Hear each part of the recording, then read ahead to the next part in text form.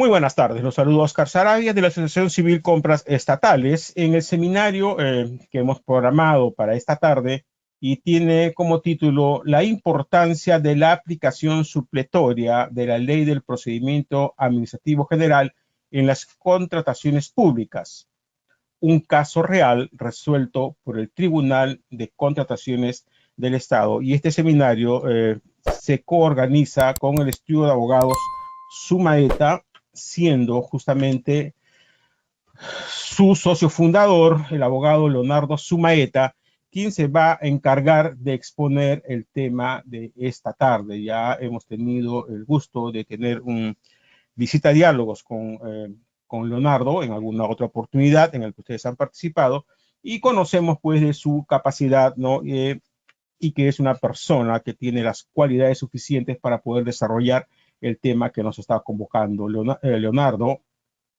es abogado egresado de la Maestría de Derecho Procesal y Solución de Controversias de la UPC y de la Maestría de Tributación y Política Fiscal de la Universidad de Lima, cursando actualmente la Maestría en Contratación Pública en la UPC. En pantalla, sus datos de contacto, al final los vamos a dejar nuevamente, su teléfono, su correo electrónico, en caso que ustedes deseen comunicarse con él. Leonardo, muchas gracias por haber aceptado la invitación a exponer este tema a los seguidores de Compras Estatales Visita Fácil. Siempre es grato poder compartir contigo estos temas. Conocemos de tu profesionalismo y tu capacidad y por eso te hemos invitado a desarrollar este tema.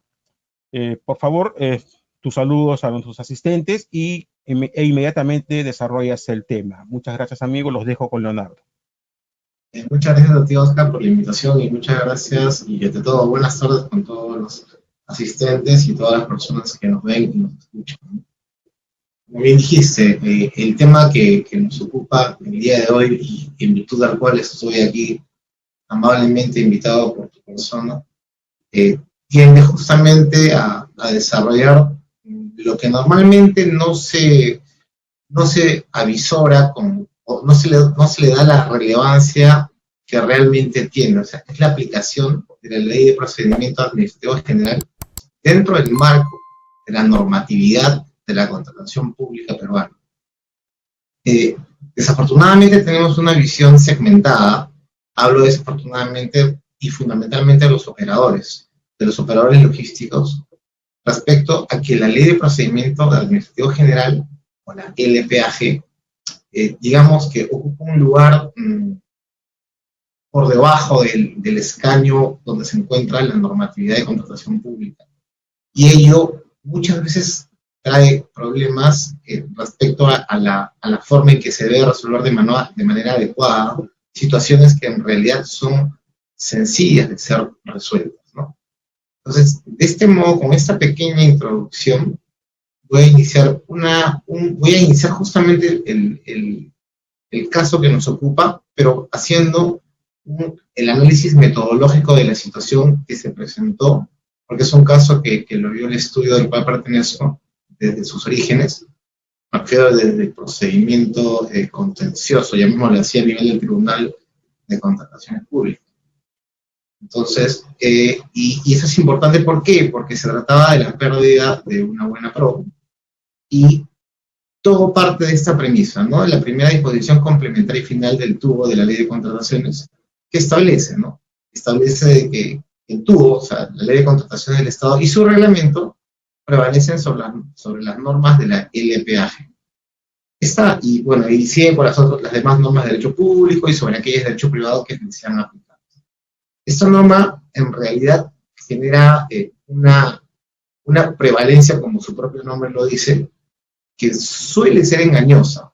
Y suele ser engañosa porque no es así, en realidad. O sea, yo sé que no es lo que nos ocupa en este momento, pero la Ley de Procedimiento Administrativo General, desde la dación del Decreto Legislativo 1272, dejó de ser una norma de aplicación supletoria para convertirse en una norma matriz que se aplica, digamos, con carácter vinculante en cuanto concierne a los derechos y las garantías que se le otorgan a los administrados.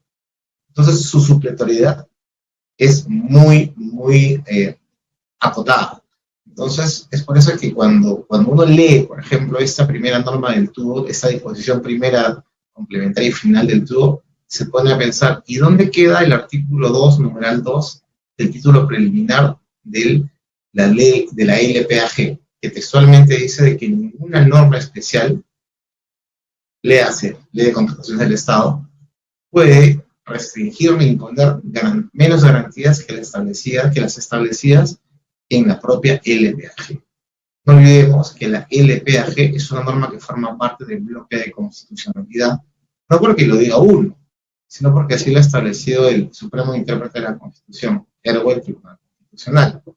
Entonces, esa situación trae como corolario diversas consecuencias jurídicas, ¿no? La primera de ellas es de que esta supuesta prevalencia de las normas del TUO, de la Ley de Contratación del Estado y de su reglamento, sea en realidad una aseveración que no tiene un contenido cierto y que frente a una acción de inconstitucionalidad eventualmente podría, creo yo, ser expulsada del ordenamiento jurídico. Pero, como les comenté al inicio, ese no es el objeto del presente seminario. Sin embargo, era necesario y es necesario hacer esta precisión, de modo tal de que ustedes también tengan un espectro amplio que les permite investigar un poco más sobre este aspecto, y que, porque no solamente se trata de la ley de contratación del Estado, existen otras normas especiales que también tienden a olvidarse de que la ley LPAG tiene un carácter preeminente frente a las normas especiales en cuanto a las garantías que conciernen a los administrados. Entonces, no olvidemos eso para futuros casos, ¿no? Y para futuras normas, ¿no? Solamente para culminar este aspecto. Por ejemplo, ¿no? El reglamento de la ley de contrataciones vigente ha eliminado la posibilidad de solicitar la caducidad del procedimiento sancionado. Y la caducidad del procedimiento sancionado es una garantía establecida en la LPAG y que según el artículo 257 no puede ser eliminada. Entonces, esa eliminación reglamentariamente establecida es absolutamente inconstitucional. Son temas que se van viniendo a la mente en función a solamente leer esta norma. Leyendo esta norma y dándonos cuenta de que se regula una prevalencia que en realidad no existe, desafortunadamente vemos la imperfección de la regulación normativa de una supuesta preeminencia que no tiene cobijo, tomando en consideración lo que establece la Ley de Procedimiento Administrativo General, que, como repito, es una norma que compone el bloque de constitucional. Pero ahora sí, volviendo al tema que nos ocupa. Primero leemos esta primera disposición final de la Ley de Contratación del Estado. Establece que la Ley de Contrataciones tiene prevalencia sobre la Ley de Procedimiento Administrativo General. Por favor, Oscar, pasemos a la siguiente.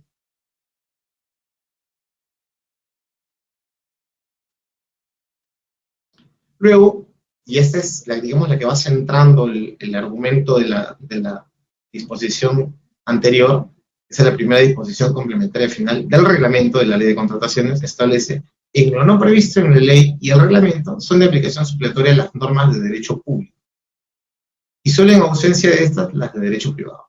Ocupémonos de este punto. O sea, ¿qué regula esta disposición complementaria final? Es lo que en derecho llamamos las lagunas o los vacíos normativos. Vale decir, cuando un cuerpo normativo no regula un determinado supuesto fáctico, se acuden a otras normas a efectos de coberturar o llenar estos vacíos. Entonces, lo que establece el reglamento es de que en caso de que la ley o el reglamento, hablemos de la Ley de Contratación del Estado o su reglamento, no regulase determinados supuestos, de hecho, se deberá acudir en primer término a las normas de derecho público. Cuando hablamos de normas de derecho público, lógicamente, estamos hablando a la norma de derecho público por antonomasia, vale decir, a la Ley de Procedimiento Administrativo General. Eso lo ha establecido no solamente el Tribunal de Contratación del Estado, sino la Dirección Técnica Normativa en diversas opiniones. Por favor, Oscar, sigue. Entonces, haciendo una conclusión de estas dos disposiciones complementarias finales, tanto del TUO de la ley como del reglamento, podemos concluir de manera legítima que dentro del contexto de las normas que rigen la contratación en el país, la Ley de Procedimiento Administrativo General será de aplicación supletoria frente a aquellos supuestos no regulados en la ley de contrataciones o en su reglamento, y como se dijo hace un instante, frente a aquellos vacíos normativos en las normas que rigen las contrataciones públicas. Y justamente en la parte final ha hecho mención a lo que hice alusión hace un momento, ¿no? No obstante, la conclusión precedente, que es una apreciación personal, pero que tiene cobijo en posiciones doctrinarias de administrativistas nacionales de renombre, el doctor Danós, el doctor Morón Urbina, por ejemplo, la conclusión presente no importa ni implica que comparta que la Ley de Procedimiento Administrativo General ostente un carácter supletorio frente a la Ley de Contrataciones y Reglamento. Porque, por el contrario, son estas últimas, es decir, la Ley de Contrataciones y Reglamento, las que no pueden imponer condiciones menos favorables a los administrados que las previstas en la Ley de Procedimiento Administrativo General. Y ahí están las normas, que son normas matrices, el artículo 2, el numeral 2 del artículo 2 del título preliminar, y el párrafo final del numeral 247.2 del artículo 247 de la Ley de Procedimientos Administrativos. Entonces, lo cierto es que frente a cualquier vacío, siempre situándonos respecto al tema que nos ocupa, frente a cualquier vacío de las normas de contrataciones públicas, sea las contenidas en la Ley de Contrataciones del Estado o su reglamento, se deberá acudir en primer término a las normas contenidas en la Ley del Procedimiento Administrativo General. Esa es una conclusión irrefutable que nos va a servir de parámetro a efectos de poder seguir desarrollando el tema que nos ocupa. La siguiente, por favor.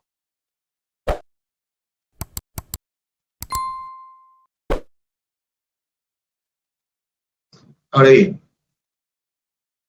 no olvidemos de que el contexto de la aplicación supletoria de la Ley de Procedimientos Administrativos General en el marco de las contrataciones públicas se puede ir extendiendo en diversos ámbitos de las contrataciones públicas, para la redundancia. Sin embargo, para los fines de lo que se ha desarrollado en este caso, vamos a circunscribirnos al anexo 1 de las bases estándar, no solamente de las licitaciones públicas de bienes, sino en todas las bases estándar que están reguladas y que están establecidas por el OCE.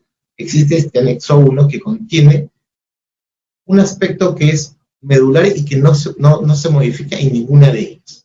Ahorita voy a explicar a qué me refiero. Quería comentarles de que cuando nos llega este caso, incluso esto, por ejemplo, este tipo de detalles, porque son detalles, este tipo de anexo, cuando uno los lee, dice, bueno, es declaración jurada de datos del postor. Tienes que señalar en los correos a los cuales se te van a notificar determinadas actuaciones en caso se susciten, y se acabó el asunto. Parece tan sencillo y tan simple que uno no presta atención a determinados detalles. Entonces, esos pequeños detalles sucede que quienes lo ven son las personas que trabajan en abastecimientos y en logística, fundamentalmente. Justamente fue una persona que trabajó en logística la que me hizo ver esto, una persona muy allegada a mí, y que efectivamente me hizo investigar la razón de ser. La siguiente hoja, por favor, coger. Y acá viene justamente el punto de reflexión. Cuando me hizo ver esta persona, ¿por qué? La razón de ser de esta situación. Miren, si ustedes le dicen autorización de notificación por correo electrónico, autorizo que se notifique al correo electrónico indicado las siguientes actuaciones. Circunscribamos en la parte sombreada el número 3 en rojo-naranja. Solicitud de subsanación de los requisitos para perfeccionar el contrato.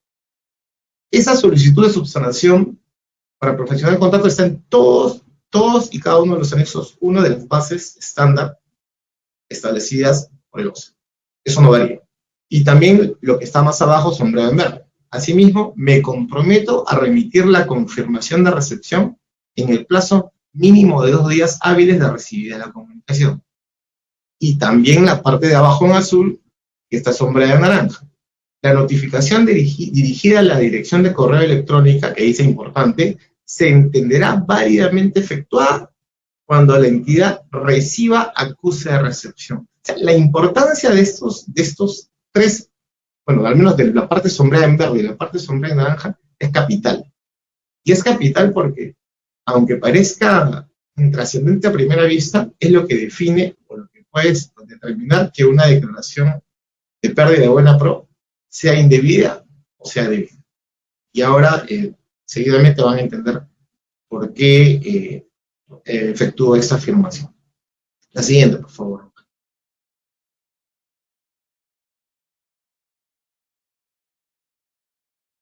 Esto sucede lo mismo, solamente esto es exactamente lo mismo que, por ejemplo, en las bases estándar de consultoría de obras, pues simplemente para que ustedes puedan contrastar que en cuanto concierne a los requisitos para subsanar o la documentación para subsanar, para poder perfeccionar el contrato, sucede exactamente lo mismo.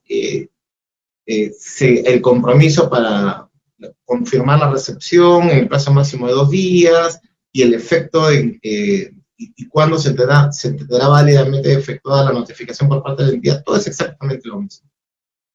Y esto sucede y se da y se presenta en cada uno de los anexos de todas las bases estándar. Como pueden apreciar, en esto sucede lo mismo.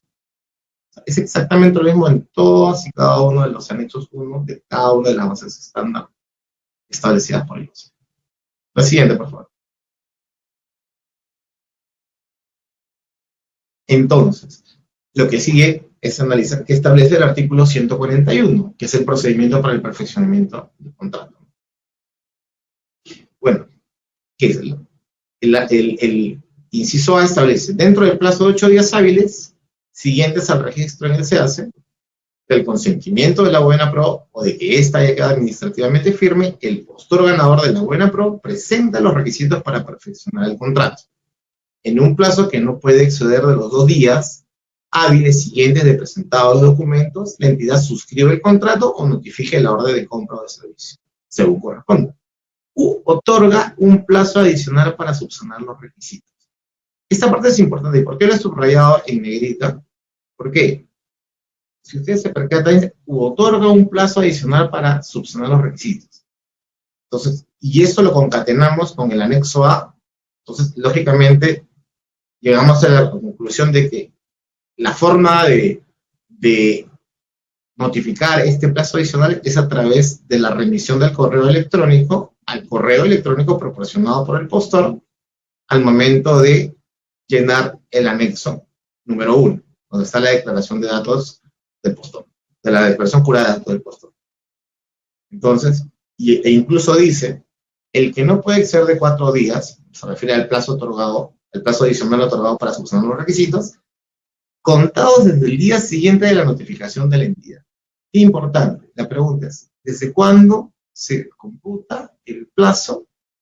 ¿O desde cuándo debemos tener por debidamente notificada o notificado al adjudicatario de la buena pro el requerimiento del plazo adicional para subsanar los requisitos para el perfeccionamiento de los requisitos para poder perfeccionar el contrato? ¿Desde cuándo? Desde el día siguiente en que se remite el contrato, desde el día siguiente en que haya acuse de recibo, desde el día siguiente de cuándo. Entonces, y la consecuencia está en el literal C, ¿no? Cuando no se perfecciona el contrato por causa imputable al postor, este pierde automáticamente la buena. O sea, en realidad, el punto de inflexión radica en que en el literal A no se establece un mecanismo idóneo o adecuado a efectos de que podamos entender de qué manera o desde cuándo se debe entender notificado al adjudicatario o a quien se le otorgó la buena pro el correo electrónico por el cual se le otorga el plazo adicional para presentar la documentación orientada a perfeccionar el contrato. Ese es un grave error que trae consigo consecuencias nocivas para la celeridad propia de las contrataciones públicas que en este momento, o más adelante mejor dicho, ustedes van a poder advertir. Porque miren, la consecuencia de no subsanar o no presentar dentro del plazo establecido es la pérdida de la buena pro. Pero ¿qué sucede si el cómputo del plazo se realiza de manera incorrecta? ¿Qué sucede si la entidad no ha tomado en consideración determinados aspectos que sí son importantes como por ejemplo que la Ley de Contrataciones del Estado ni su reglamento han establecido un procedimiento para regular la manera en que se computa el plazo de notificación de los correos electrónicos. Siguiente, por favor, Oscar. Y es justamente esa la interrogante en la que nos hacemos en virtud de lo dispuesto por el artículo 141 del reglamento. La ley de contrataciones o el reglamento de esta establecen la forma de cómo debe de notificarse mediante correo electrónico actuaciones realizadas durante el procedimiento de selección. Esa pregunta es fundamental. O sea, y es una pregunta que me parece de que todos los operadores logísticos deberían realizarse en aras de evitar de que se consumen actos que puedan traer consigo de que una declaratoria de pérdida de buena pro pueda ser revertida por el Tribunal de Contrataciones del Estado y de asunción de responsabilidad que a su vez conllevan, ¿no? Entonces, esta respuesta cae por su propio peso, ¿no? La ley ni el reglamento establecen de manera taxativa los actos que deben registrarse y notificarse. Mejor dicho, la ley y el reglamento sí establecen de manera taxativa los actos que deben registrarse y notificarse en el SEACE durante el procedimiento licitatorio, en sus diversas fases. Pero lo que no dicen ni la ley ni el reglamento es cuál es la forma en la que las entidades públicas que contratan deben notificar, cuando sí correspondan, determinados actos, por ejemplo, el procedimiento de selección, para los que se ha establecido como medio de notificación la vía de correo electrónico. Hemos visto de que el requerimiento, según el anexo A, perdón, el anexo 1, según el anexo 1, el requerimiento de presentación de documentación para profesional del contrato, que es la subsanación de determinados requisitos, en este caso documentación para el profesional del contrato, se notifica al adjudicatario de la buena pro mediante correo electrónico. Pero no dice nada ni en la ley ni en el reglamento de cuándo ni cómo debe computarse el plazo de esta notificación por correo electrónico. ¿Y esto a qué nos lleva? A que nos encontremos frente a un vacío normativo, o un vacío legal o reglamentario. La siguiente, por favor.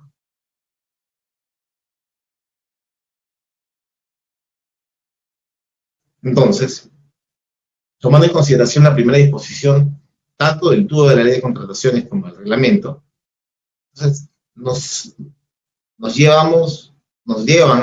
situación descrita nos lleva a la conclusión incuestionable de que nos encontramos frente a una situación o un supuesto de laguna o vacío normativo, como se dijo hace un instante, y que corresponde ante ese vacío aplicar vía supletoriedad las normas directrices que contiene la Ley de Procedimiento Administrativo General, en cuanto respecta a la notificación a través de correo electrónico. La siguiente, por favor.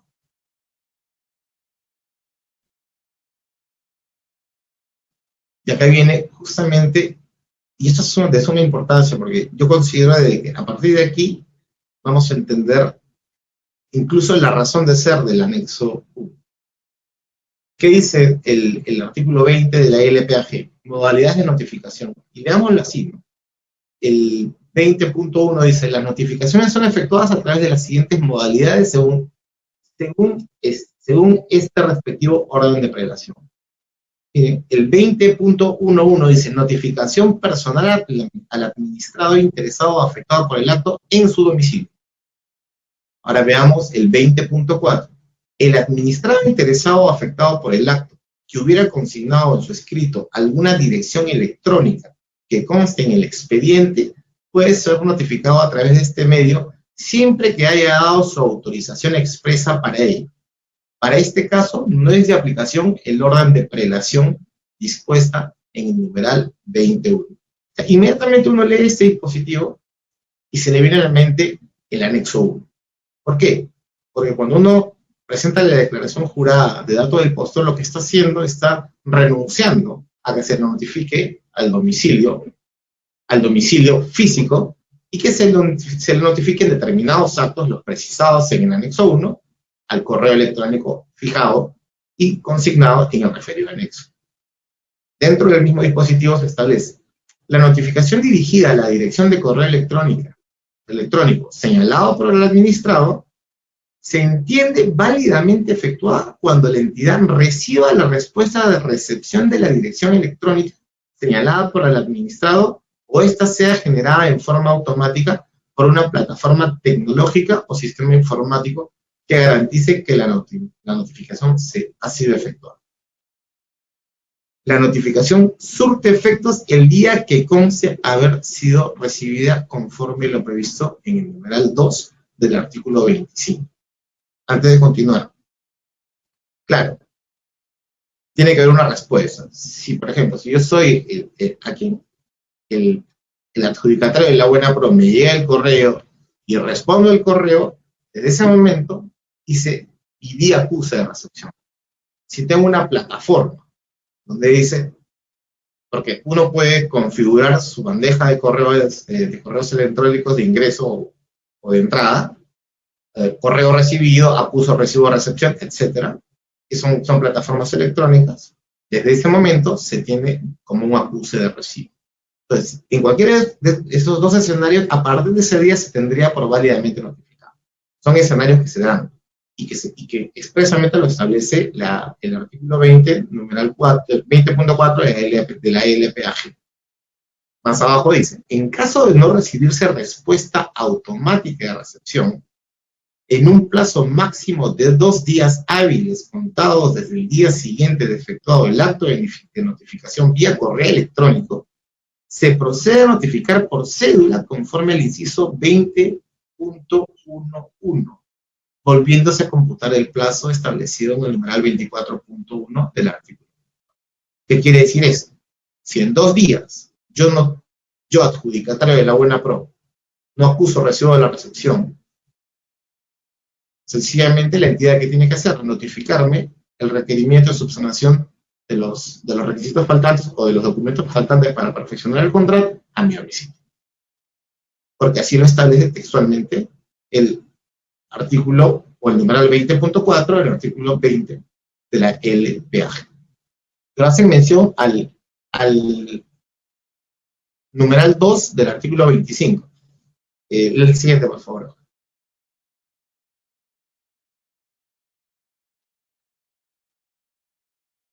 Y efectivamente, vigencia de las notificaciones. Las notificaciones surtirán efectos conforme a las siguientes reglas. Las cursadas en el inciso 2, las cursadas mediante correo electrónico el día que conste haber sido recibido. Vale decir, si yo entidad, no recibo un acuse o no existe un acuse de recepción, sea por el adjudicatario o sea por una plataforma digital que así lo exteriorice de manera programada, entonces no se entenderá por válidamente efectuada. Y si transcurren 2 días y no llega ese acuse por una u otra forma, la entidad tiene la obligación de proceder a notificar de manera física la notificación al domicilio del adjudicatario de la web. Entonces, y acá volvemos justamente al anexo 1. Es por eso que lo he puesto al costado de todas las normas. Ustedes, para que podamos internalizar bien. Nuevamente, ¿no? Autorización de notificación por correo electrónico. Autorizo que se notifiquen al correo electrónico indicado las siguientes actuaciones. 1. Solicitud de subsanación de los requisitos para perfeccionar el contrato. Y abajo, nuevamente, me comprometo a remitir la confirmación de recepción en el plazo máximo de 2 días hábiles de recibir la comunicación. Todo se concatena de manera perfecta con lo establecido en la norma matriz, es decir, en el numeral 20.4 del artículo 20 de la LPAG. Y más abajo, muy importante, dice, la notificación dirigida a la dirección de correo electrónica consignada se entenderá válidamente efectuada cuando la entidad reciba acuse de recepción. Una lectura a contrario censo o una interpretación a contrario censo. ¿Qué sucede si la entidad no recibe acuse de recepción? La notificación no se entenderá como válidamente efectuada. Así de sencillo. Entonces, por favor, la siguiente.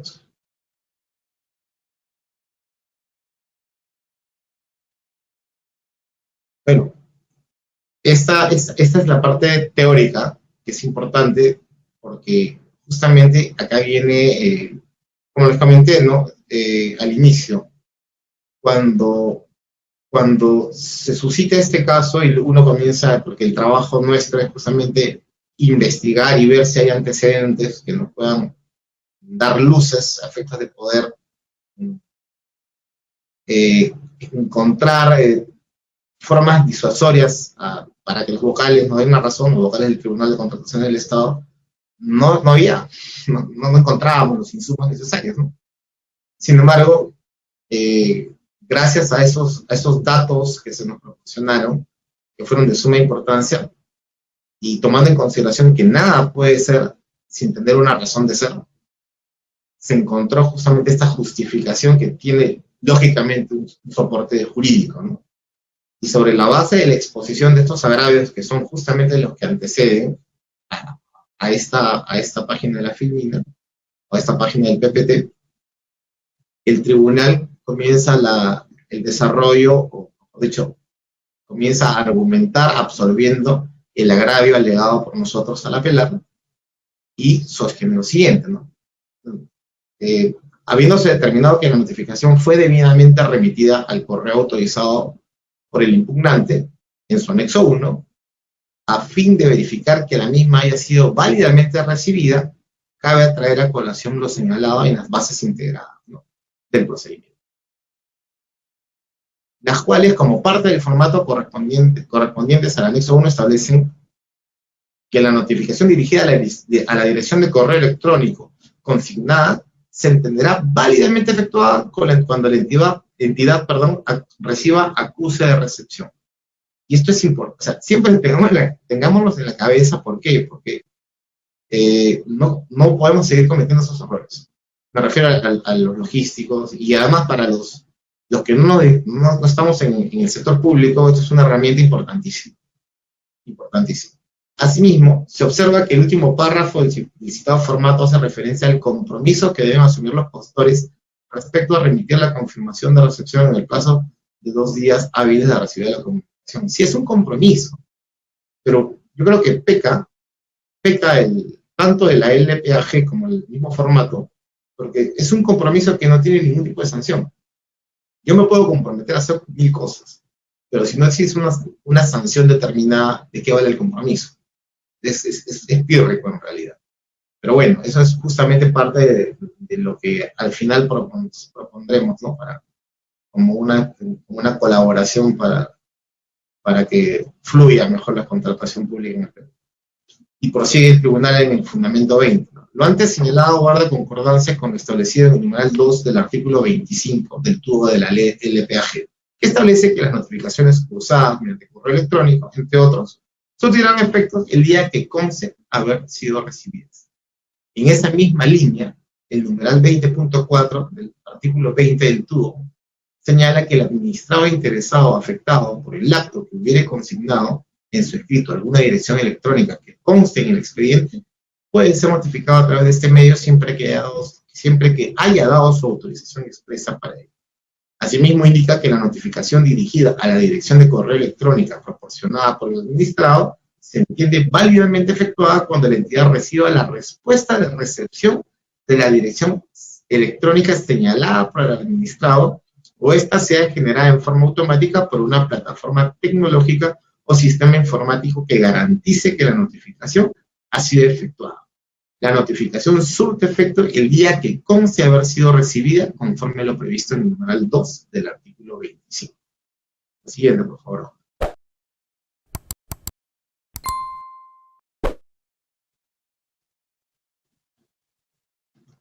Agrega que, se refiere a lo que dice el impugnante, en caso de no recibirse respuesta automática de recepción, se refiere al artículo, en un plazo máximo de 2 días hábiles contados desde el día siguiente efectuado el acto de notificación vía correo electrónico, se procede a notificar por cédula, volviéndose a computar el plazo establecido en el numeral 24.1 del artículo 24. Finalmente, en el fundamento 21, establece el Tribunal de Contrataciones el siguiente, ¿no?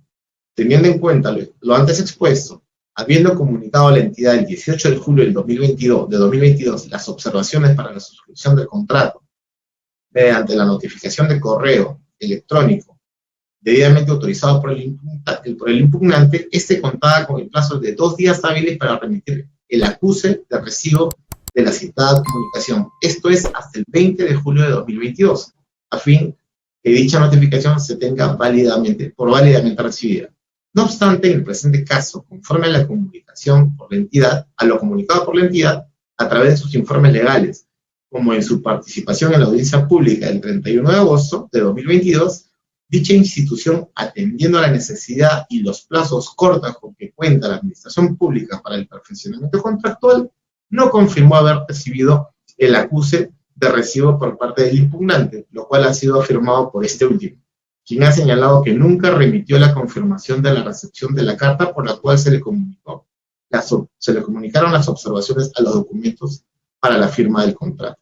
Es así que la entidad consideró como válidamente notificado al impugnante con la carta de observaciones el mismo 18 de julio de 2022, y habiéndose otorgado el plazo de 1 día hábil para la observación, esto es hasta el 19 del mismo mes y año, al no recibir la documentación alguna por parte del impugnante, a fin de levantar las observaciones, con fecha 20 de julio publicó en el CAC la pérdida del abuelo. Situación que, dada la particularidad del caso y atendiendo al extremo normativo antes desarrollado, esta sala determina que la notificación por la cual se comunicó las observaciones planteadas a los documentos para la firma del contrato se ha realizado de manera defectuosa, al no haber confirmado a la entidad el acuse de recibo de la citada notificación por parte del impugnante.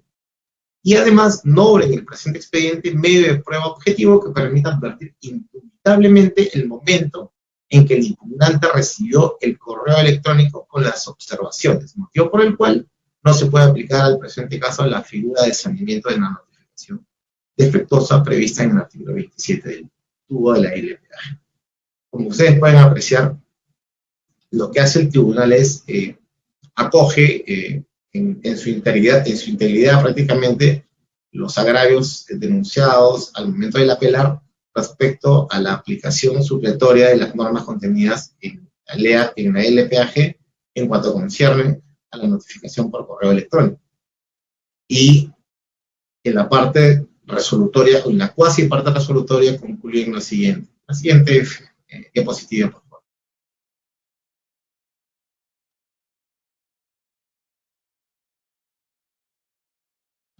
Concluye lo siguiente. Por las consideraciones expuestas, de conformidad, corresponde declarar fundado en parte el recurso de apelación, ¿no?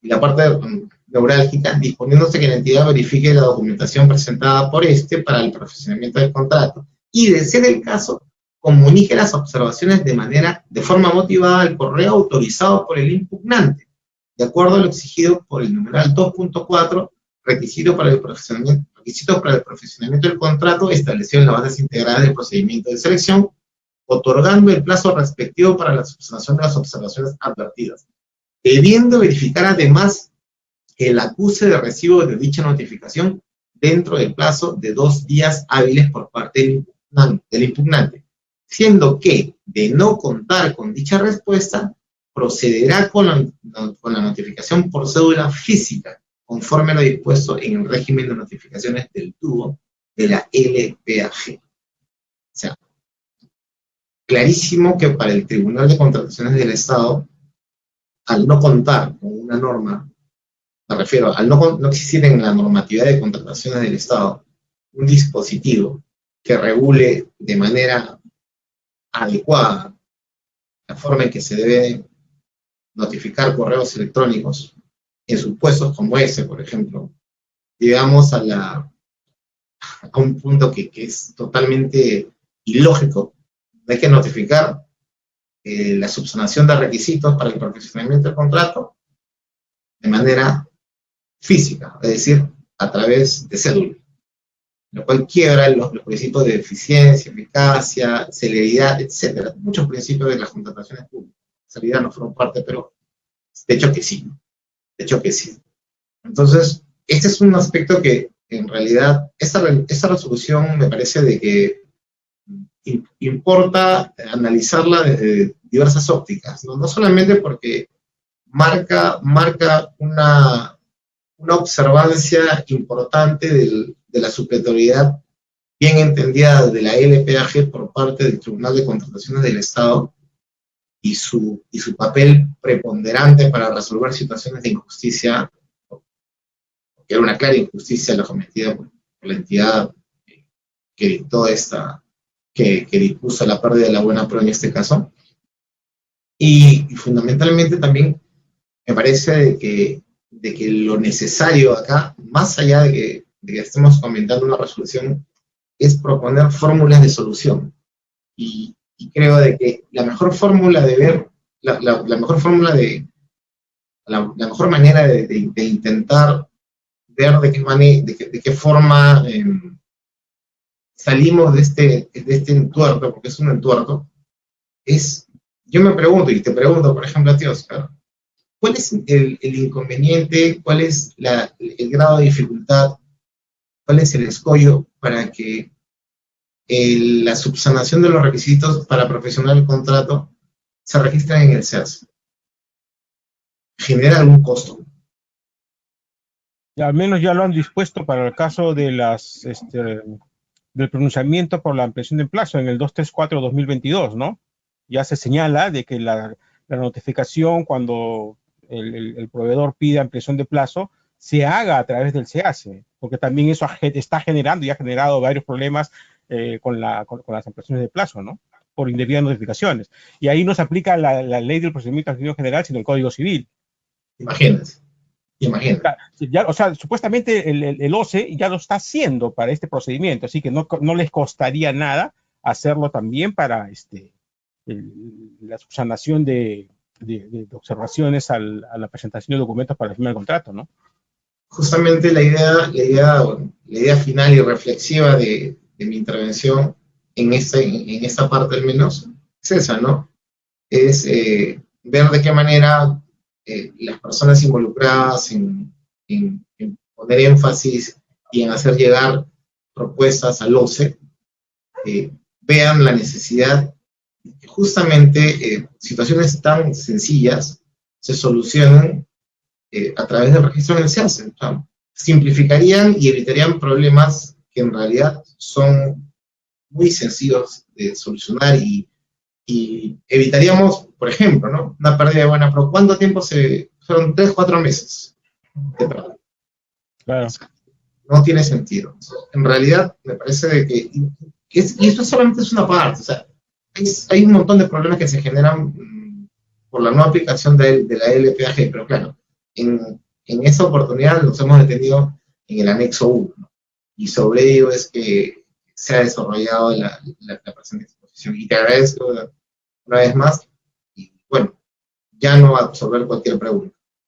Leonardo, la resolución que hemos leído, creo que en la lámina anterior, hace referencia al artículo 27 sobre la subsanación de notificaciones defectuosas. ¿Podrías explicar un poco más para que entendamos también eso? Porque yo asumo que de repente esto no va a calzar para todos los casos, porque podría ser que un proveedor por ahí haya enviado un correo o una carta y que dando a entender que sí recibió la notificación a pesar que no envió el acuse y se produce el sanamiento de esa notificación defectuosa, ¿es correcto?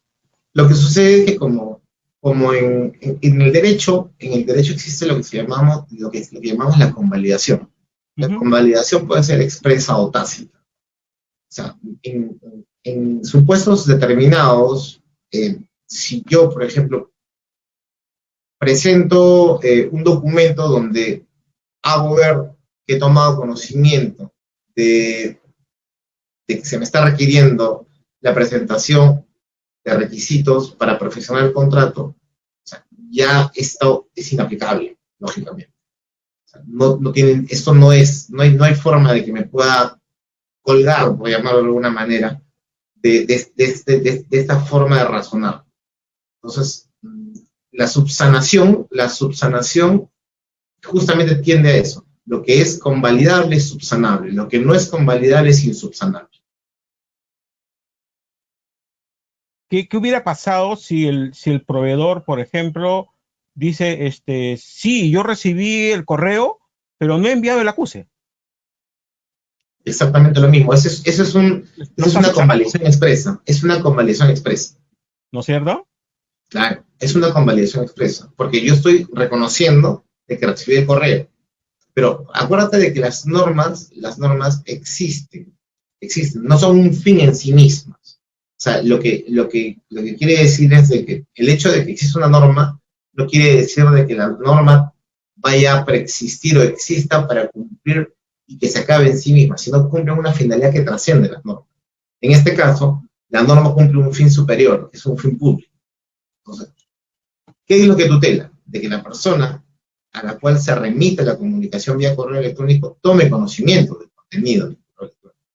Entonces, si no toma conocimiento y no hay forma de acreditar que tomó conocimiento, se tiene que tutelar el derecho de aquel que no tomó conocimiento. Pero si la propia persona reconoce que ha tomado conocimiento, ¿qué vas a tutelar? No hay que tutelarlo, nada. Simplemente el señor está reconociendo que tomó conocimiento y fue negligencia de su parte no haber adoptado las medidas conducentes a subsanar las observaciones para el perfeccionamiento del contrato. Yendo a un extremo, yo digo, no he recibido el correo, ¿no? Yo no lo he recibido, y se hace un peritaje, que se puede hacer. Se puede pedir un peritaje, hacer un peritaje al proveedor de correos, ¿no? Hotmail, Yahoo, el que sea, Gmail, ¿no? Y dice, oye, sí, acá está el correo, sí ha llegado. ¿Qué sucede en ese caso? ¿Te has puesto a pensarlo? Sí, claro, lo que justamente el gran problema es de que date cuenta, que se le acuse. Acuérdate que la notificación por correo tiene un gran problema. Uno no está perennizado a una máquina. Justamente es una ficción jurídica el permitir de que una notificación se efectúe a través de un correo electrónico. Es más, tú tienes el correo electrónico en tu celular. O sea, se asume de que no tienes por qué recibirlo en el celular, ni siquiera tienes por qué leerlo. Claro. Entonces, todo es una ficción jurídica. Pero ficción jurídica no es que tú firmes un cargo. Eso es algo objetivo, es algo real, ¿verdad? Es por eso de que el acuse de recibo es justamente la materialización de la recepción de la notificación a través de un medio distinto a la notificación física. Desafortunadamente, ese es el gran problema. Bueno, por eso te digo que con el SEACE se quebraría todas estas situaciones anómalas, ¿no? ¿Eso estaría enmarcado entre lo que conocemos como el debido procedimiento? Sí, claro, del debido procedimiento y además el respeto de las garantías mínimas del derecho al administrado. Claro, porque esto aparte tiene implicancias, no solamente la pérdida de la buena pro, sino un procedimiento sancionador paralelo. Exactamente. ¿No? En el ámbito sancionador, como tú también eres experto en eso, ¿no? Tenemos pues legalidad, tipicidad, debido procedimiento, ¿no? Entonces esto calza exacto ahí, oye, está bien, pues, pero hay una notificación defectuosa que está quebrando el debido procedimiento, por lo tanto no hay sanción, o no debería sancionarse. Incluso, mira, no hace mucho, bueno, hace un par de meses, un caso muy parecido de un sancionador, ¿no? Donde declararon la pérdida de la buena pro, pero la empresa que perdió la buena pro no apeló. No tendría para la carta de fianza, no lo sé. El asunto es que lo mandaron al sancionador y revisó el tribunal de que la pérdida había sido indebida. O sea, la declaratoria de pérdida había sido indebida. ¿Y por qué? Porque los correos electrónicos que había señalado en el anexo 1 eran A y B, y donde se notificó el requerimiento de subsanación de observaciones eran Z e Y. Wow. Así de grave. Claro. Y obviamente bajo ese nivel de irregularidades, ¿qué iban a sancionar? Pero así fue. A ver, estamos ya con manos levantadas y una pregunta en el chat. Te la paso a leer, Leonardo. Perfecto. Ok, sí, claro. Jorge Latorre nos dice, las notificaciones al postor adjudicado emitidas por la entidad desde un correo electrónico personal del funcionario o responsable del área usuaria, o sea, no corporativo, asumo yo, ¿pueden ser cuestionados en su validez por el administrado? Lo que sucede es de que no olvidemos de que, uno, las notificaciones tienen que ser dentro del tienen que ser los correos autorizados por la entidad. Y además, tienen que ser los correos institucionales. O sea, yo no entiendo que si no es un correo institucional, no sería válida un requerimiento de esa índole. Yo, al menos, si estuviese trabajando en una entidad y me dijese notifica de tu correo un requerimiento de subsanación de observaciones o de documentación para perfeccionar el contrato, de tu correo personal yo no lo haría. Porque sencillamente, ¿qué validez o qué legitimidad podría tener ese requerimiento si no proviene de un correo institucional de la entidad? Salvo que sea el correo que está consignado en las bases del procedimiento de selección, a pesar que sea un Gmail, un Hotmail, y no claro que sí. Con God.pe. En la medida en que estén consignados en las bases integradas, no hay ningún problema. Porque todos los correos siempre tienen que estar detallados en las bases integradas. Buenas noches. Buenas noches. Buenas noches. Bueno, felicitaciones por la ponencia muy dinámica. Tengo una inquietud. Estas reglas que ha manifestado usted se aplican durante la ejecución contractual, vale decir, en contratos donde, por ejemplo, la ley de contrataciones del Estado es del año 2015, 2014, y hay problemas durante la ejecución contractual, ya se hace notificación de penalidades, liquidación del contrato de obra a los correos electrónicos o no. Muchas gracias por su respuesta. Bueno, las notificaciones durante la ejecución contractual tienen otro tratamiento, lógicamente. Por ejemplo, las entidades suelen notificar, no suelen notificar ni las penalidades siquiera a los contratistas. Y eso es el día a día de los que arbitramos, los que patrocinamos a empresas o contratistas, ¿no? Entonces, en realidad, implicancias, a nivel arbitral lo que puedes cuestionar es la imposición de las penalidades, la falta de motivación de las penalidades, pero ya hablamos de unas controversias a nivel arbitral. Pero en sí, las consecuencias, entidad contratista, se difuminan una vez de que la relación se convierte en una relación contractual, ¿no? Una vez que se perfecciona el contrato, todo pasa o se convierte en un cauce que necesariamente va a terminar cualquier controversia en arbitraje, ¿no?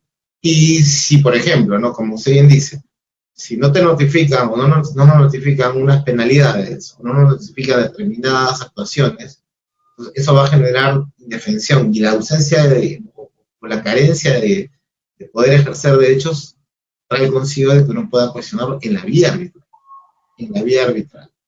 Pero más que eso, en realidad no va a generar ningún efecto con la entidad.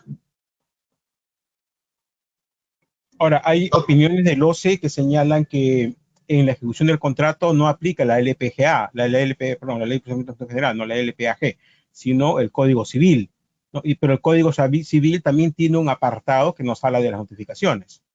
¿Es correcto? Claro. No, claro, o sea, en realidad, y bueno, soy honesto de que el Código Civil se aplica, pero también la aplicación es acotada, ¿no?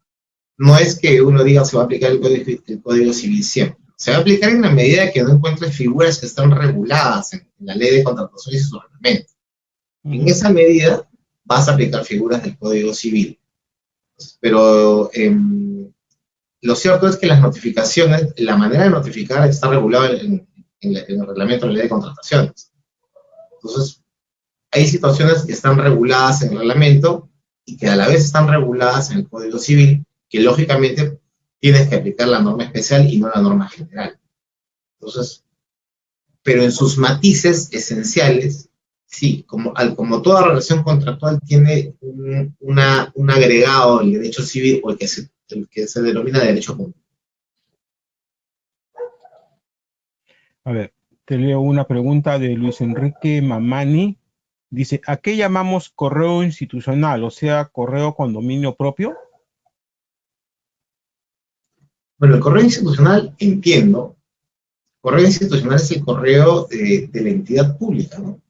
De la entidad pública, o sea, el correo, si tú eres un servidor o funcionario público, tienes asociado un correo al, que te identifica al cual relaciona las funciones que cumples dentro del engranaje de esa entidad pública.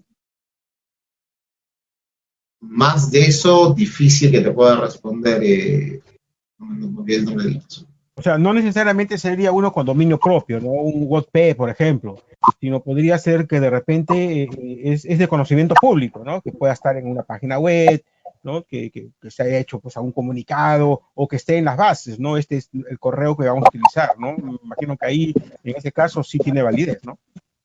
Te soy honesto, de las bases integradas que he podido revisar y que no son pocas, nunca he visto un correo que no sea institucional, o sea, que no sea un tope.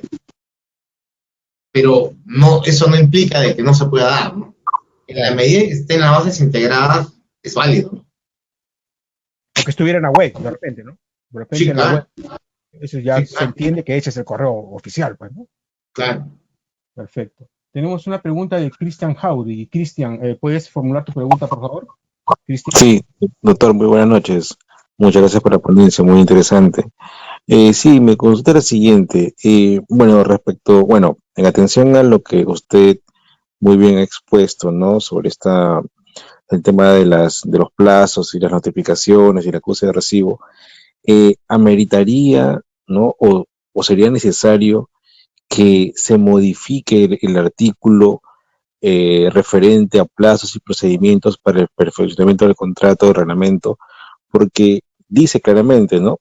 Que en la parte en la que justamente en la subsanación, dice, ¿no? De que son 4 días hábiles contados desde el día siguiente de la notificación de la entidad. O sea, dice notificación de la entidad, ¿no? Y bueno, y se entenderá de que, bueno, los operadores logísticos no todos son abogados, ¿no? Somos diversas profesiones, ¿no? Entonces yo leo esto y digo, dice notificación de la entidad. Entonces, si yo procedo de esta forma, o sea, si yo notifico, cuento 2 días y no recibo respuesta, bueno, para mí es una pérdida automática, ¿no? Pero obviamente, bueno, pero de acuerdo a lo que usted expone, en realidad pues hay que tomar también en cuenta, ¿no? Lo que te dice la LPAG. Por eso mi pregunta es, ¿esto impulsaría o digamos, sería necesario aclarar modificar este artículo en el reglamento? Sí, yo considero, mira, la primera propuesta que se me ocurre sería la que comentamos con Oscar hace un momento, ¿no? O sea, de que con computados desde el día siguiente de publicado en el SEAS. Si es que no se pudiese, al menos que se emplee con claridad, eh, computados, siguiendo el procedimiento establecido en el artículo 20.4 de la LPAG, ¿no? O el numeral 20.4 del artículo 20 de la LPAG. O sea, para que los operadores, claro, para que los operadores, como tú, que no son abogados, que me parece legítima tu preocupación, tengan la posibilidad de tener insumos que les permita no cometer errores, claro, porque, y Oscar, es totalmente válido, o sea, imagínate, los señores que no son abogados leen el reglamento y dicen, oye, ya pues ya notifiqué. Claro. O sea, pero esto es técnico de abogado, o sea, no de ingeniero, no de economista, es de abogado. Entonces, claro, le pones una norma tan imperfecta como el 141 en este aspecto, lógicamente que lo sometas a una situación que incluso puede generar responsabilidad funcional, y eso es injusto, ¿no? Exacto. Ok, doctor, muchas gracias. Gracias, Cristian, así por tu pregunta. A ver, no tenemos más preguntas. Si alguien tiene pregunta, por favor, levanten la mano si va a hacer uso del micrófono o la envía al módulo de chat que tienen en su panel de control los que nos siguen por GoToWebinar. No tenemos más preguntas. No más preguntas, Leonardo. No hay más preguntas. La verdad que el tema estuvo muy interesante. Yo he tenido casos similares, con algunos clientes, tanto para lo que es ampliaciones de plazo, ¿no? Situaciones similar, por notificaciones defectuosas, y también pues en sancionadores. He llevado 2 casos de sanciones por estas notificaciones defectuosas, ¿no? Y evidentemente pues el sustento ha sido lo que tú has referenciado ahora, que es algo que se desconoce mucho, ¿no? Porque, como nos decía Cristian en la pregunta que hizo, ¿no? Se lee claramente porque dice desde el momento de la notificación de la entidad. Entonces uno entiende, oye, yo ya notifiqué, pues desde ese momento comienzo a computar el plazo, ¿no? Yo ya notifiqué, ¿no? Pero si uno que conoce, pues, todo el marco jurídico, se va a la LPAG y nos dice que la notificación se entiende válida, aparte que la misma base lo dice, la notificación se entiende válida desde el momento en que el recibo acuse. Ok, o sea, entonces ahí debe decir desde la notificación válida de la entidad en todo caso, ¿no es cierto? O sea, sí, no, válidamente efectuada por la entidad, ¿no?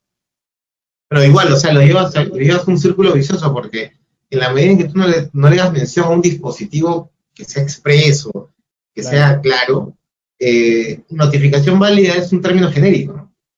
O sea, lo vas a dejar en la nebulosa, vas a decir, ya, notificación válida, ¿qué es? ¿Dónde encuentro? Notificación válida vas a encontrar desde el Código Procesal Civil hasta el Código Procesal Constitucional, hasta el LPAG, en 1000 lugares.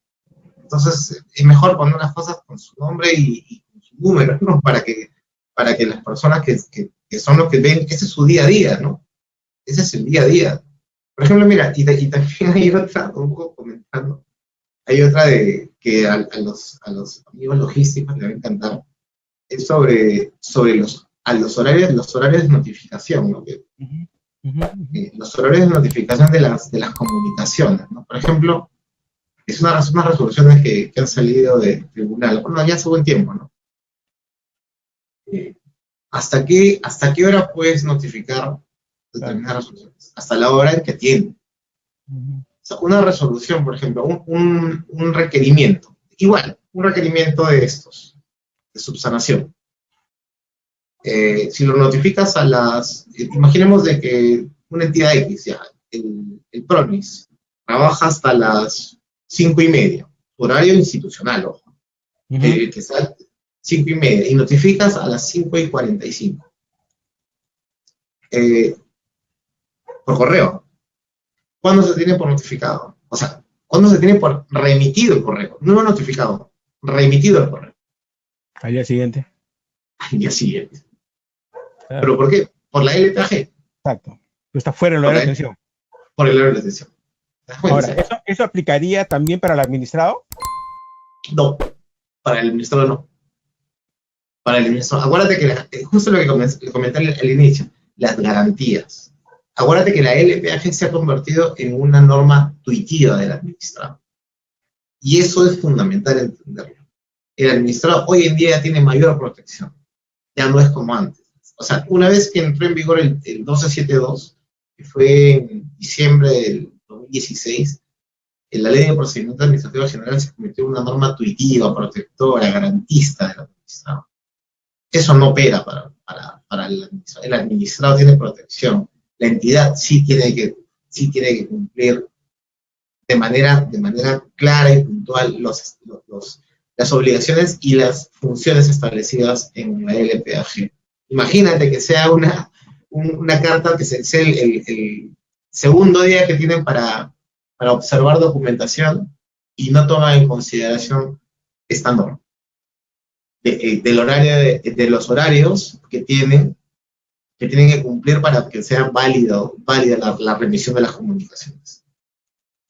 O sea, se le cae todo. O sea, puede que la documentación para el perfeccionamiento del contrato tenga una serie de irregularidades, incluso puede que no haya acompañado carta fianza. Claro. Imagínate. Puede que no haya acompañado carta fianza, pero por una situación de esta naturaleza ya no puedan hacer nada. Sería una situación muy, muy atípica, pero puede pasar, ¿no? Ahora, hay una resolución del Tribunal Constitucional respecto al uso de correos electrónicos hasta las 23:59. No recuerdo si es Servir, SUNAT o OMPE, me parece. No sé si la recuerdas también tú. sí le he visto, pero es siempre ahora, es para el administrado. Para el administrado. O sea, para los administrados, todo. Pero para las entidades, no. Claro, pero o sea, el administrado puede enviar sus respuestas hasta las 23:59, Exactamente. ¿correcto? Pero si la entidad dice, oye, pero yo atiendo hasta las 5 y tú, para que sea válida, tú lo puedes enviar hasta las 23:59, no hay problema. Claro. Pero si la envías después de las 5 de la tarde, que es mi horario de atención, yo te la recibo a las 23:59, pero surte efecto al día siguiente. Correcto. Claro. ¿Cierto? Sí, Porque es claro. lo mismo pues que la mesa de partes física, ¿no? Nos podemos en Sí. oye, yo atiendo hasta las 5. Ya, que tú llegaste 5:10, 5:15, ya está fuera, pues, ¿no? Pero eso cuando no tienes mesa de partes, Física. es, claro, pero cuando tienes mesa de partes virtual, puedes presentarlo. Por ejemplo, te explico, te comento, mejor dicho. Ya. En el Poder Judicial ahorita, imagínate que tú tienes un escrito con un recurso de apelación que el plazo vence hoy. Hoy jueves 1 de diciembre. Tú puedes presentar tu apelación hasta las 11:59:59. Y estás dentro del plazo. Estás dentro del plazo. No hay ningún problema. Dentro de ese contexto, estamos bien. No hay ningún problema. Entonces, en ese sistema, cuando existen mesas de partes que son globales, digámoslo así, tienes las 24 horas para presentar escritos y los plazos no paran nunca. Obviamente ni sábado ni domingo, ¿no? Eso sí, ahí sí no se computa. Días hábiles. Puedes presentar en cualquier momento. Ok, entonces, si una entidad pública tiene su mesa de partes virtual, ¿no? Y señala, mi horario de detención, o sea, yo puedo enviar, usted, señor, puede enviar documentos hasta las 5 de la tarde. Si lo envía después de las 5 de la tarde, se computa al día siguiente. Eso es válido y rige eso. Y supongamos que una entidad tenga su mesa de partes virtual, pero no tenga ningún tipo de instrucción en ese sentido, ¿qué es lo que debe de considerarse? Las 24 horas. Las 24 horas. Hasta las 11:59:59. O sea, es potestad de la entidad pública establecer el horario de detención tanto en su mesa física como virtual. Claro. Incluso, te comento, en la Cámara de Comercio, en el Centro de Arbitraje de la Cámara de Comercio, en el Centro de Arbitraje de la Católica, es igual. Tú puedes presentar, si tienes el último día para presentar tu demanda arbitral, la presentas el último día a las 11:59:59. Igual en la Cámara de Comercio. No hay ningún problema. ¿Piensas que debería ser lo correcto para todas las entidades? Me parece que sí. Sí. En la medida que sea más protector para el administrado, no lo veo mal. No lo veo mal. A ver, Brandon Arroyo nos escribe y dice: la plataforma de la Municipalidad Metropolitana de Lima se bloqueó. Luego de 1 hora de atención, no permitiendo ese plazo que dice hasta las 23:59. ¿Qué se podría hacer en ese caso? No entendí. ¿No quieres que...? O sea, dice que estuvo como 1 hora bloqueada la atención y no pudo presentar su recurso hasta las 23:59 o un documento. Hubo un problema técnico, parece. Pero cuando se suscitan esas incidencias, siempre queda en el sistema. Siempre quedan en el sistema las incidencias. O sea, me parece que lo que correspondería es hacer mención presentar en un escrito haciendo mención de que la plataforma estuvo inoperativa durante determinado lapso de tiempo y que eso generó de que no se presentase en el horario establecido. Y ellos lo tienen que corroborar. Claro. Sí, claro. Los sistemas tienen pues mecanismos de verificación, ¿no? De ocurrencias. Pero exacto. aparte, en este caso, el administrado asumo pues de que tiene que haber grabado, ¿no? Haber grabado su pantalla, de hecho, una captura o un video, ¿no? Claro. Para acreditar que efectivamente hay un error de la plataforma, ¿no? A ver, tengo una mano levantada de Álvaro. Por favor, Álvaro, habilita tu micrófono. Ahora sí, Álvaro, te escuchamos. ¿Cuál es tu pregunta, Álvaro? Buenas noches, doctor Sumaeta. Buenas noches, Oscar. ¿Qué tal? Claro. ¿Me escuchan bien? Sí, correcto. Ya, perfecto. Sí, justo atento a la última respuesta que da el doctor Sumaeta, quería preguntar en estricto lo siguiente. Por ejemplo, yo laboro en una droguería comercializadora de productos farmacéuticos y lo que pues estamos ahorita pasando es de que las entidades en general del sector salud están notificándonos ampliaciones de plazo, órdenes de compra, resoluciones de aprobación de prestaciones adicionales, fuera del horario de atención que nosotros tenemos. Estamos hablando 10 de la noche, 11 de la noche. Por ejemplo, si soy muy estricto en ese sentido, pues las ampliaciones de plazo, en algunas oportunidades, en el último día, nos están notificándolas 8 de la noche, 9 de la noche. Mi pregunta es, ¿no? Así como las entidades públicas tienen un horario de atención correcto, establecido, nosotros como privados podríamos también, porque como recordar el doctor Sumaeta, ¿no? Si en 10 días no nos da respuesta a la entidad, será automáticamente otorgada la ampliación de plazo. Entonces, podríamos nosotros decirles a las entidades me has notificado esta carta correcta a nuestro correo corporativo, pero fuera del horario de atención, porque como comprenderán, nosotros nos regimos a la normativa de la DIGEMIT, que nos fiscaliza mensualmente en la comercialización de productos farmacéuticos y tenemos un horario de atención, ¿no? Tanto de nuestros almacenes como del personal administrativo. Entonces yo quería preguntarle en efecto al doctor Sumaeta si es viable trabajar en esa misma línea, porque para mí es como que me notifican una orden pasada el horario laboral, lo podría dar como que recepcionado al día siguiente, ¿no? Y no el mismo día en que se le vence el plazo de la notificación del otorgamiento del plazo de entrega. Esa era mi duda. Justamente eso estamos conversando, Álvaro, de que la ley, bueno, no recuerdo el artículo de la ley de procedimiento administrativo general, pero un artículo que establece claramente que es concordado con otro, sistematizado con otro, que de la lectura sistemática de ambos, la conclusión que se establece o a la cual se arriba de manera contundente es de que las entidades públicas solamente te pueden remitir comunicaciones y en todo caso notificaciones o comunicaciones dentro de sus horarios institucionales, oficiales.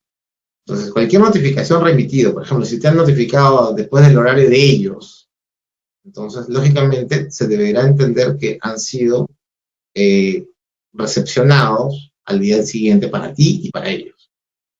O sea, es una situación que está arreglada, que está debidamente regulada, mejor dicho, por el ordenamiento jurídico y en la ley de procedimiento administrativo general. Por ese lado no te das problemas, simplemente tienes que ubicar bien las normas para poder hacer valer tus derechos y que no te puedan, por ejemplo, en respecto a los plazos, si estamos hablando de ampliaciones de plazo y situaciones que tienen, bueno, aprobaciones automáticas, etcétera, tienes que ser mucho más cuidadoso en el tema de los plazos y ver de qué manera explotas esas situaciones para ver si es que eventualmente obtienes la aprobación automática, ¿no? Pero sí, no podemos dejar de lado de que esto está regulado. Está regulado y una entidad pública que fuera de su horario de atención te notifica o alguna comunicación o una misiva o lo que fuera, esta comunicación se entiende como remitida al día siguiente de que fue enviada a tu correo o lo que fuese, ¿no? Ahora, el problema es que como eso implica responsabilidad administrativa de los funcionarios, ¿no? Ellos por lo general, si yo le digo, oye, yo lo entiendo como notificado recién al día siguiente, ellos no van a querer aceptar y van a querer pues que sea un árbitro el que diga que es así, ¿no? Sí, mira, es el problema que tenemos. Mira, justamente acá encontré el artículo. Mira, el artículo 149 dice régimen de las horas hábiles. El horario de atención de las entidades para la realización de cualquier actuación se rige por las siguientes reglas. 1. Son horas hábiles las correspondientes al horario fijado para el funcionamiento de la entidad, sin que en ningún caso la atención a los usuarios pueda ser inferior a 8 horas diarias consecutivas. En cuanto al transcurso del plazo, el artículo 152.2 del artículo 145 del TUO de la ley 27444 que establece cuando el último día del plazo, la fecha determinada es inhábil, o por cualquier circunstancia, la atención al público ese día no funciona durante el horario normal, son entendidos prorrogados al primer día hábil. El siguiente. Hay otra, ya, bueno, es el artículo 18.1. La notificación del acto es practicada de oficio y su debido diligenciamiento es competencia de la entidad que lo dictó. La notificación debe de realizarse en día y hora hábil. Concatenas, sistematizas el artículo 18 con el artículo 149, concluyes claramente que cualquier notificación que se realiza fuera del horario en el que cuentan las entidades públicas para la atención al público, se entiende que es realizado al día siguiente, ¿no? Claro. Eso está arreglado. Eso deben tener claro los operadores logísticos, porque si esto pues se va a un arbitraje, definitivamente lo van a perder, ¿no? Sí, exacto. Por eso justamente la mención de este punto era justamente por ello, ¿no? Porque entiendo de que son los que más en los que más caería el peso de la responsabilidad y la incidencia de una situación de esta índole. Correcto.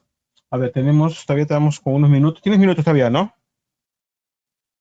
Susetti Pimentel, ¿puedes formular tu pregunta, por favor? Está atento el doctor Sumaeta para contestarla. Susetti Pimentel, hola. Está con la mano levantada y el micro prendido, pero no pregunta. Susetti. Susetti, hola. No, parece que levantó la mano sin querer. Muy bien, ya estamos casi sobre la hora. En pantalla estamos dejando el teléfono del doctor Leonardo Sumaeta, su correo electrónico, la página web de su empresa, en caso alguien quiera comunicarse con él, alguna pregunta que no haya llegado. A ver, Cristian Jauregui, de nuevo está con la mano levantada. A ver, Cristian, habilita tu micrófono, Cristian. No lo apagues, Cristian, habilita el micrófono. Ahora sí. Sí, doctor. Sí, adicional. Por ejemplo, hay, bueno, por catálogo de acuerdo marco, se notifican órdenes de compra, ¿no? Para comprar útiles de escritorio, diversos bienes. Ahora, esta plataforma, bueno, muchas veces los operadores de logística, pues, notifican a las 10 de la noche, 11, no sé, ¿no? Entonces, y esta orden de compra tiene, pues, un plazo de entrega, ¿no? 4 días calendarios, 5 días calendarios, según lo que te diga la orden. Entonces, o sea, si aplicamos estos principios, ¿no? de notificación de la LPAG, entonces se entiende que si el operador notifica a un proveedor una orden de compra a las 11 de la noche, se entiende de que esto en realidad ha sido notificado al día siguiente, hábil, y a partir de ahí computarían los plazos de entrega. Exacto, justamente por lo que acabas de decir, por el horario. Porque si el horario, o sea, si la notificación es a las 10 de la noche y el horario, ¿hasta qué hora tiene la entidad donde trabajas? 5:30, ¿no? O sea, ese es el horario habitual, ¿no? O sea, el oficial pues siempre va a ser 5:30, ¿no? Ahora el logístico tiene otro horario, ¿no? No, yo lo sé perfectamente, no te preocupes. Sí, pero vayamos a esto, ¿no? O sea, en términos normativos, lo acabas de decir, ¿no? O sea, 5:30. Yo entiendo perfectamente de que en la práctica eso no sucede. Y no sucede porque es humanamente imposible que suceda. Pero en la medida en que ustedes tengan estas herramientas legales, porque, repito, sabemos de que no todos son abogados, no tienen por qué serlo además. Va a ser muy importante de que cuenten con esas herramientas para que puedan defenderse de situaciones que eventualmente pueden ser nocivas, ¿no? O sea, como lo dijo Jorge hace un momento, ¿no? Un arbitraje, cuestiones que mañana más tarde, pues nadie quiere pasar. Es mejor conocer que no conocer. Entonces es importantísimo conocer el terreno que uno pisa para saber y poder defenderse frente al mismo superior, ¿no? Al mismo jefe o lo que fuese. Claro, y también saber cómo actuar, ¿no? Porque de repente puede surgir un reclamo y uno, bueno, pues por desconocimiento, ¿no? Puede negarse, ¿no? A aceptar, pues un día más, ¿no?